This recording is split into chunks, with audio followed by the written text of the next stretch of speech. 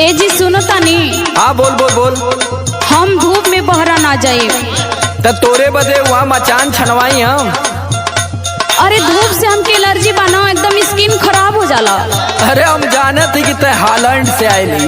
चलो काटा के क्यों सुना सुना तोर सुनत सुनत बारह झर गल।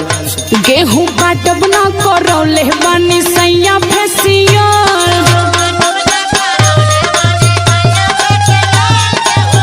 त काहे न कहूँगा ब्यूटी पार्लर खोल लेती है।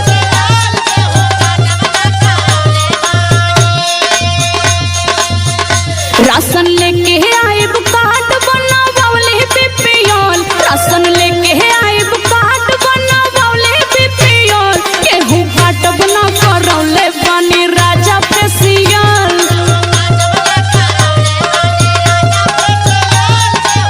यही से ना दिक्कत बा, अब मजबूरी समझते नहीं बड़ा।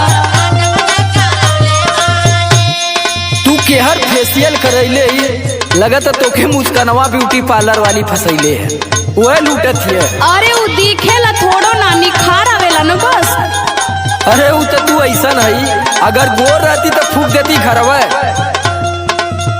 गाँव का एक भी आदमी कह दे कि तोरे चेहरा पे फेशियल का असर है। अरे 3-4 दिन बाद न असर होला, अभी तो कल ये करा के नहीं सुना बा। रह तू गोर अच्छा चुनार